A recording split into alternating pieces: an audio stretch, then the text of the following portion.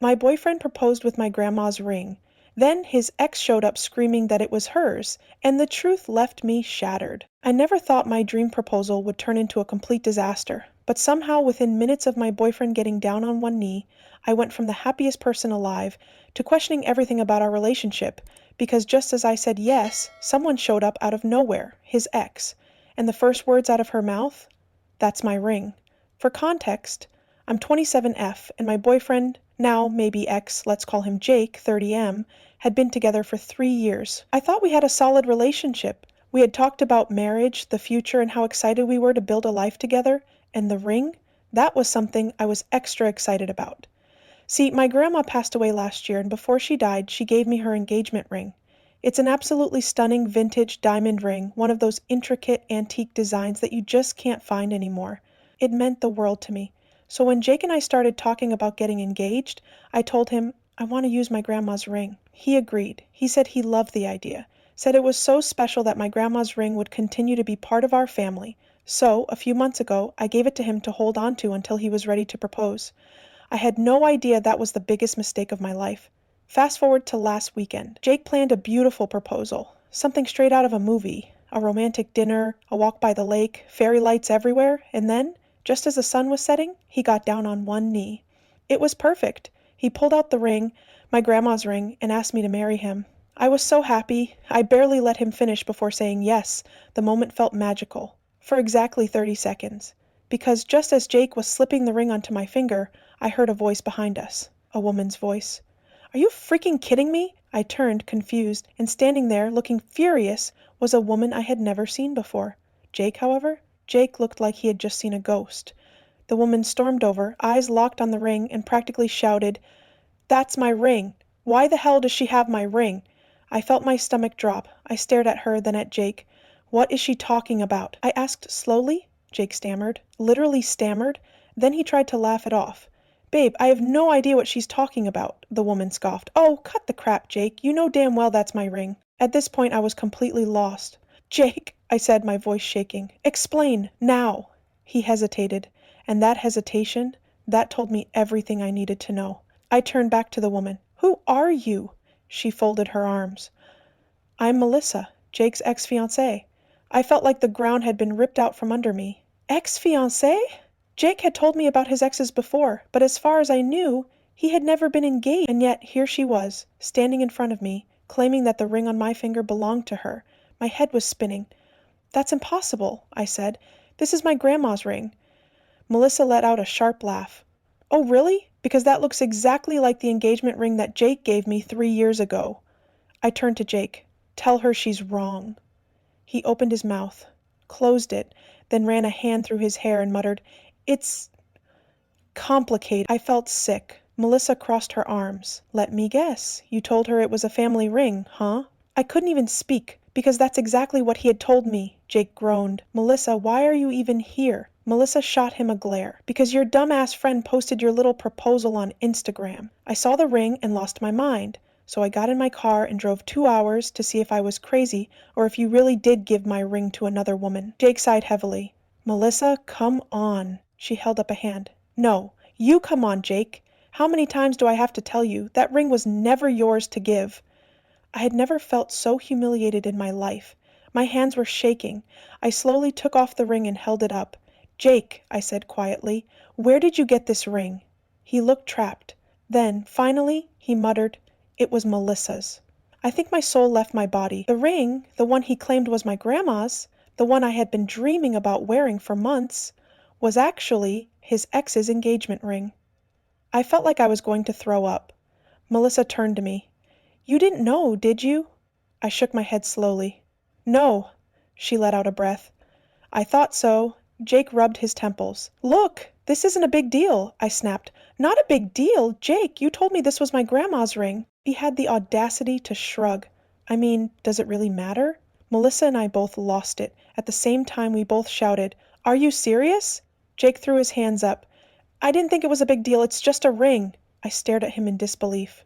Are you insane? I whispered. You let me believe this was my grandmother's ring. You let me grieve her while holding it. You let me plan a future with you around a lie. His face twisted. Okay, but in my defense, Melissa cut in. No, No, in your defense. What the hell is wrong with you? Jake groaned. Melissa, why are you even here? She let out a sharp laugh. Oh, I just wanted to see if you were still a lying piece of garbage. Turns out, you are. She turned to me. I'm really sorry you found out this way, but honestly, run. And then she walked away. I stood there, still in shock, still holding the ring that wasn't mine, wasn't my grandma's, wasn't anything but a symbol of Jake's lies. And for the first time in 3 years, I looked at Jake and realized I didn't know him at all. The silence between us was suffocating. Jake was staring at the ground, rubbing his temples like he was the victim here. Meanwhile, my heart was pounding in my chest. I didn't even know where to start. I had so many questions, but only one really mattered. I held up the ring. Why? I whispered. Why did you lie? Jake sighed. Look, it's not as bad as it seems. I let out a hollow laugh. Not as bad as it seems? Jake, you gave me your ex-fiancé's engagement ring and let me think it was my grandma's. How exactly is that not as bad as it seems? Jake groaned. Okay, but in my defense... I cut him off immediately. No, in your defense. Explain this to me right now. He hesitated, and then, instead of actually taking responsibility, he did what he always did. He tried to downplay everything. Babe, it's just a ring. I felt my blood boil. I took a deep breath, trying to stay calm. Jake, it is not just a ring. It was supposed to be my grandmother's ring. You let me believe that. You let me think I was holding on to something sentimental and irreplaceable. He sighed, still refusing to meet my eyes. I was going to tell you, he muttered. I scoffed. Oh, really? When? He hesitated again, and that's when I knew. He was never going to tell me. I took a shaky breath. So let me get this straight. You gave your ex-fiancé's ring to me and thought I'd never find out? Jake shrugged. I mean, yeah. I figured it wouldn't matter. I almost threw the ring at his face. I took a step back, trying to process everything. The ring wasn't my grandma's. It wasn't something he picked out for me. It was his ex-fiancé's. And suddenly, I was questioning everything. Had he ever really wanted to marry me? Or was I just some replacement for the life he lost with Melissa?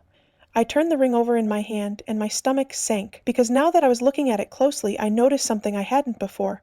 There was an engraving inside the band. My hand shook as I squinted at it, and when I saw what it said, I felt like I was going to throw up. It read, Forever M plus J. I looked up at Jake, my face burning with rage. You didn't even bother to get the damn engraving removed? Jake's eyes widened. Oh, I let out a sharp, bitter laugh. You didn't even check? He opened his mouth, closed it, then groaned. Okay, I'll admit, that's bad. I nearly lost it. This bad. Jake, this whole situation is insane. At this point, I was done. I took the ring off and shoved it into his chest. I want the real ring, I said, my voice shaking. Jake blinked. What? My grandma's ring, I said. Where the hell is it? He hesitated, and that hesitation, that made my stomach drop. Jake, I said slowly, where is my grandmother's ring? Jake ran a hand through his hair, looking like he was about to throw up. Okay, he muttered. I was going to tell you. I folded my arms. Tell me what? He let out a slow breath. Then he looked me in the eye and said the words that shattered everything. I pawned it. I think my soul left my body. You? I whispered. You what? He swallowed hard. I pawned it. The world stopped spinning. Jake, the man I had been planning to spend my life with, had not only given me his ex-fiancé's ring, he had sold my grandmother's. My grandmother's, the one thing I had left of her, the one thing that actually mattered to me, and he pawned it. I felt my hand shaking. You? You pawned my dead grandmother's ring. Jake winced. Okay, I know how it sounds. How it sounds, I shrieked. It sounds insane, Jake. He took a deep breath. Babe, I needed the money, okay? I shook my head, stunned. For what? He hesitated. Debt. My eyes narrowed. What kind of debt? He swallowed hard. Gambling. I actually took a step back. I felt like I had been punched in the gut. You sold my grandmother's ring to cover a gambling debt? I whispered. Jake had the nerve to look defensive.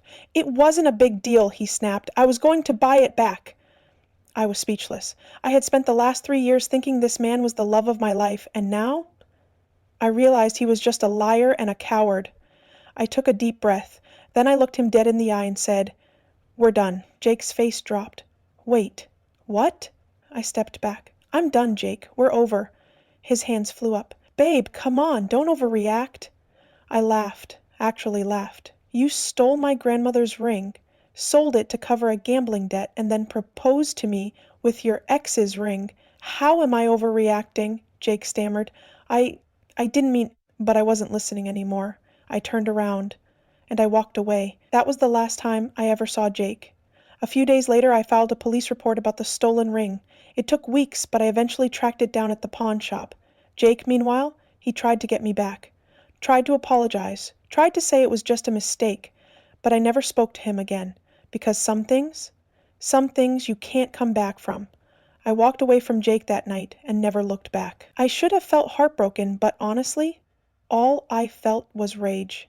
This man had not only lied to me and given me his ex's engagement ring, but he had also stolen and pawned my dead grandmother's ring to cover a gambling debt.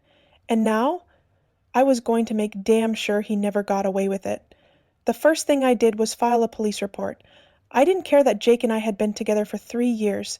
I didn't care that he had been the man I once thought I'd marry. He had stolen from me, and there was no coming back from that. The next morning, I went straight to the pawn shop. I had spent the entire night calling around trying to track it down, and I finally found the place where Jake had sold it. When I walked in, I felt like I was on a mission. The guy behind the counter gave me a bored look. Help you with something? I took a deep breath. Yeah, I'm looking for a ring. A vintage diamond engagement ring. My boyfriend pawned it here recently. His expression didn't change. Sorry, we don't hold items for long. If it's been sold, there's nothing I can do. I clenched my fists. It was stolen. That got his attention. I pulled out my phone and showed him the police report number. This ring was taken from me without my consent. If you still have it, I need it back. If it's already been sold, I need to know who bought it. The guy sighed. Hang on. He disappeared into the back, and I waited, my heart pounding. If someone else had already bought it, I didn't know what I was going to do. A few minutes later, he came back holding the ring. My grandmother's ring. The second I saw it, I felt tears well up in my eyes. I hadn't cried once since the proposal disaster, but now, seeing this piece of my grandmother finally back where it belonged, I almost broke down right there in the store. The guy set it on the counter. Lucky for you, it was still in our inventory. No one bought it yet. I reached for it, but he pulled it back. You still have to pay for it, though. I blinked. What? He shrugged. Pawn shops don't do free returns, lady. We paid for it, so if you want it back, you have to buy it back. I gritted my teeth. How much? He looked down at his computer. $4,000.